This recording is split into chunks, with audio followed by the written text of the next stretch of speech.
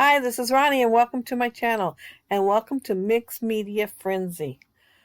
Today we're going to do this sketch and everybody will be doing their take on this sketch. So you'll see a big difference between each one. None are ever alike.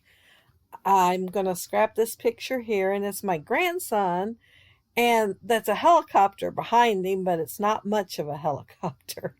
It does not have no blade, so it's not going to fly, and it has lots of dents and bangs and scratches, and it also has no doors.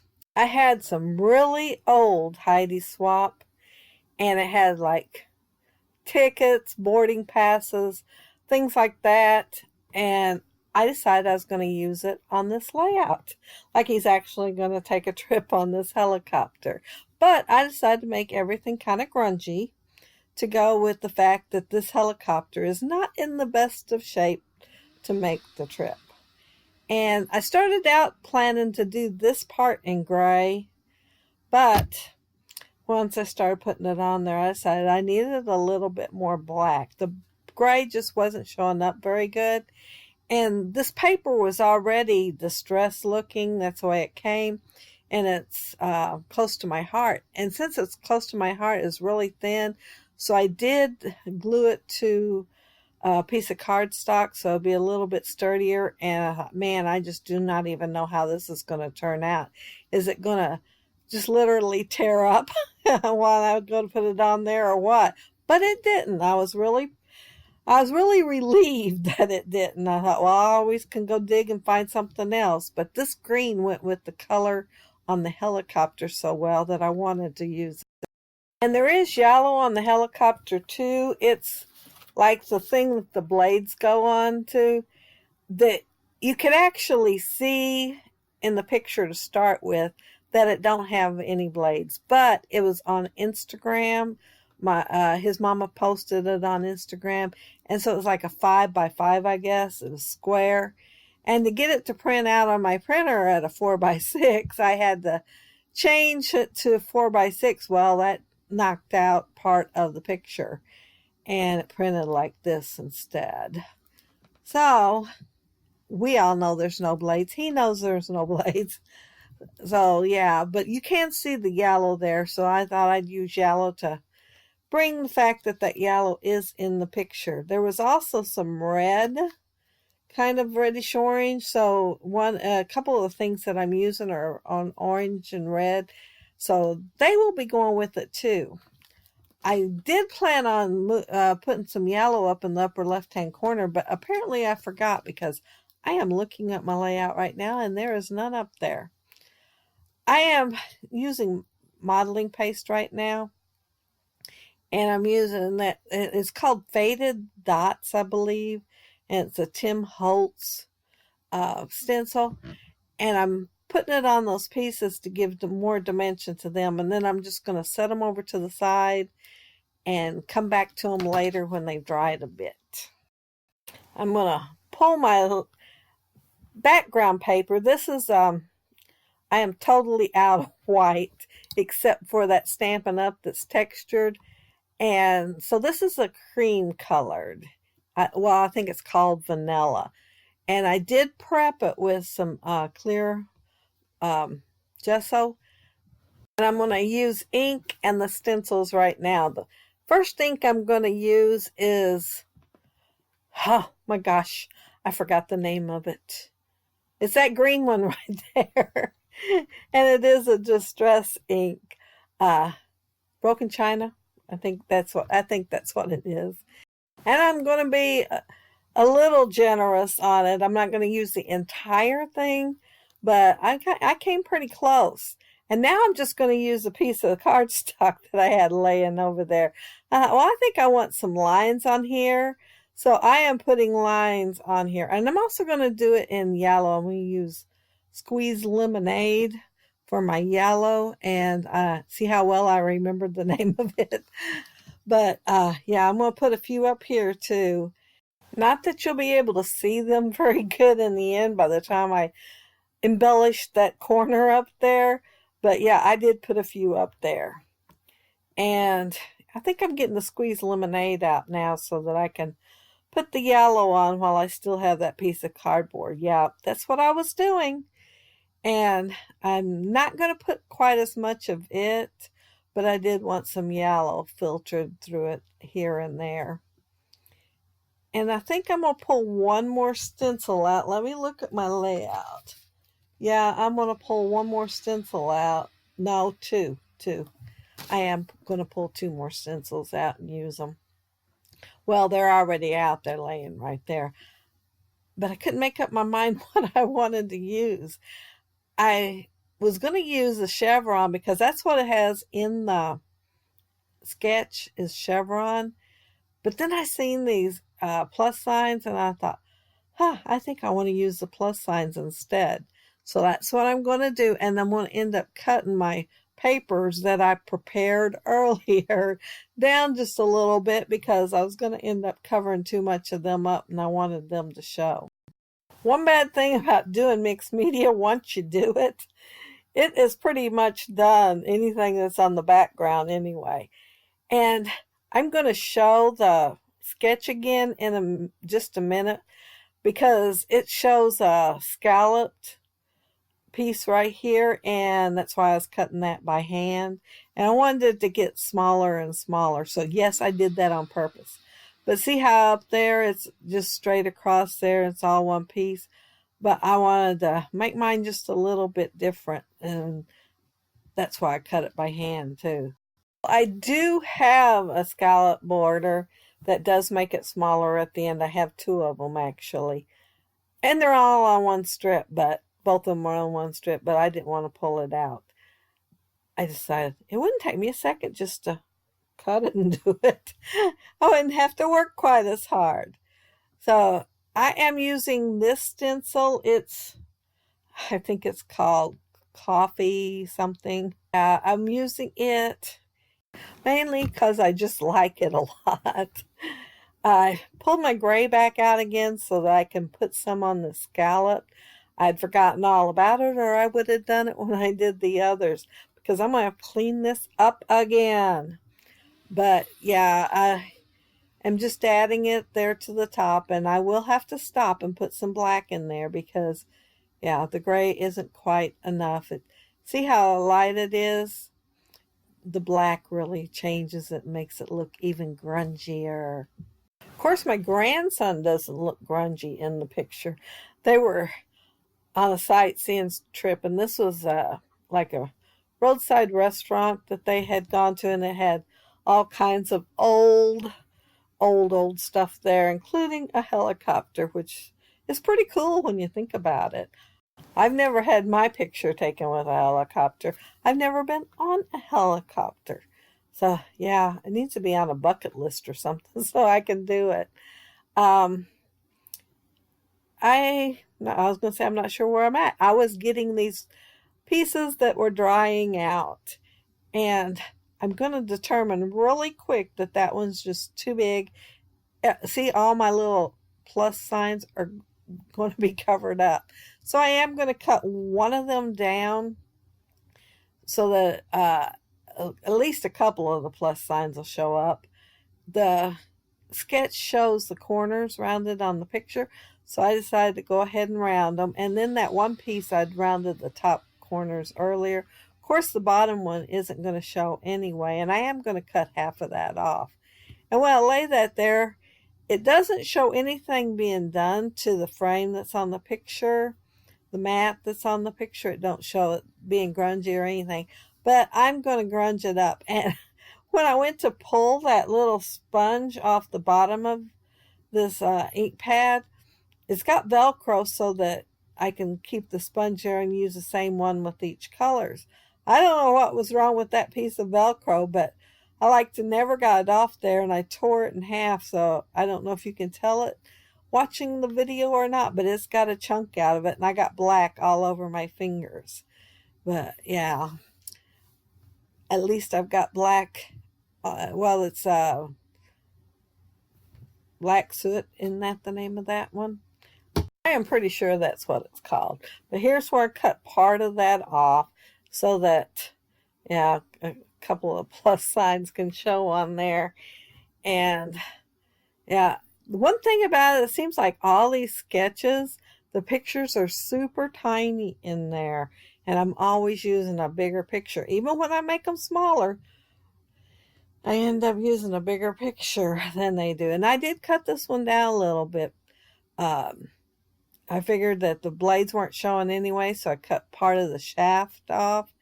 And then I cut part of the front off. I wanted the name of the restaurant to show. It's called the something shed. The shed, maybe it's just the shed. But I thought it was an important thing to leave in there so that, the memory, oh yeah, that was the name of it, would be there for him when he looks at this. Because, yeah, this one is going to go in his album, and I thought he would like the grungy look. Not that he ever looks grungy, but I just thought he'd like the look. And I think my printer's running low on ink. Well, I'm sure it is because I have that thing where you pay $3.12 a month. And then when you run low on ink, they send you a new one. Well, I got one in the mail the other day. So, yeah, it is getting low. Whether I know it or not, that printer knows it, and it sends me one automatically. And the reason I'm saying that, either he is sunburnt that day or it's because I am running low on ink because his face is like a little bit red.